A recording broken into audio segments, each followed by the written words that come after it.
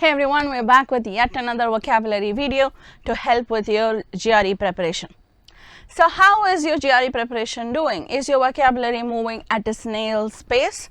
Perhaps you should stop monkeying around and get your ducks in a row and start working like a dog. So I just talked about monkeying and ducks and snails and dogs. So today's theme is aping the animal kingdom, words that we are borrowing from the animal kingdom. Now some of these, I'll show you what I just said. Is your GRE vocab prep moving at a snail's pace? Moving at a snail's pace and getting your ducks in a row are idioms which are not particularly tested in the GRE. But when I said monkeying around, what I meant was stop playing around. So monkey is the name of an animal but also happens to be a verb, and that's our focus in this video. So parrot or repeat after me. The three words that we're actually going to focus on are flounder, badger and grouse, which happens to be names but also verbs. Let's talk about flounder first. As a name, it is the name of a fish that kind of looks like this. So you know how a fish out of the water feels? It's always flopping around and moving and struggling. So flounder means to struggle or to stagger around when you use it as a verb. It can be used in a variety of different contexts. It's not just for physically staggering and stumbling around. So I'll show you example sentences and we'll talk about how you can use flounder as a verb. You could say, ever since the war began, the country's economy has been floundering. It's been struggling, it's not been growing, it's just where it is in the same level. It's kind of stagnant and really struggling to stay at that stagnant level.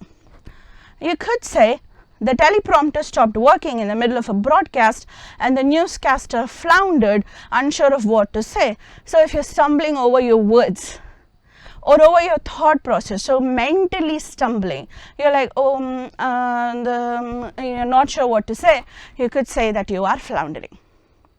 And you could also use it for physical movement. He was quite drunk and floundered around on the streets, so just moving around vaguely, stumbling, not almost falling down, not moving in a straight line. So that's flounder as a verb for you. It means flopping around, stumbling, staggering, having some sort of a difficulty. Let's talk about our next word, and that's badger. Badger as an animal is a weaselish animal that looks kind of like this. Badger as a verb means to constantly pester someone, constantly asking someone.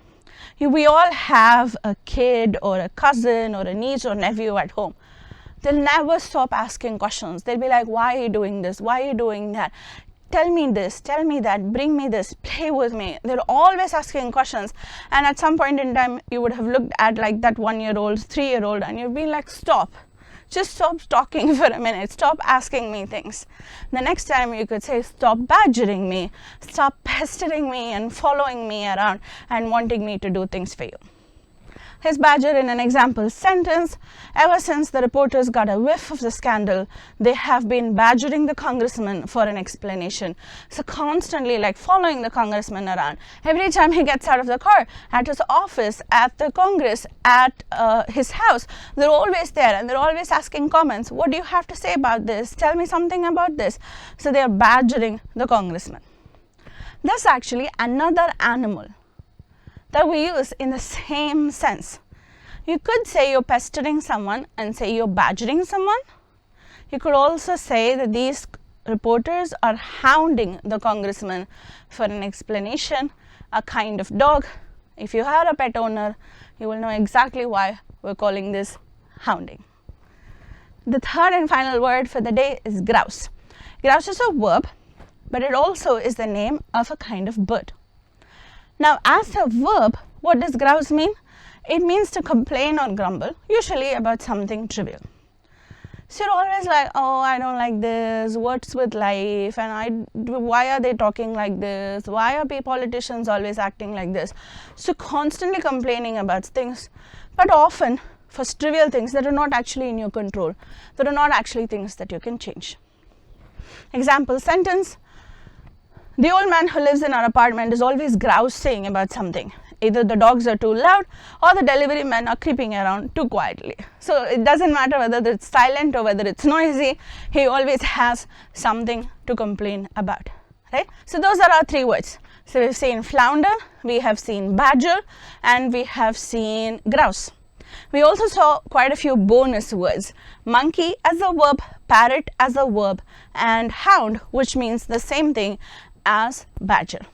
Here's a text completion question for you. I would like you to try it, put your answers in the comments so that we can keep this discussion going. Understand the meaning of the sentence, read it completely, and then tell me which of these 5 answer options would be appropriate in the context. Wait, I have disappeared from the screen, but that doesn't mean it's time for you to go. Here are some bonus words for you. Show us your proclivity for our videos, hit that like button, hit the bell icon so that you can usher in future lessons by clicking on the graphical chime, and of course you need to subscribe. Let us know your endorsement for the channel. See you in the next one.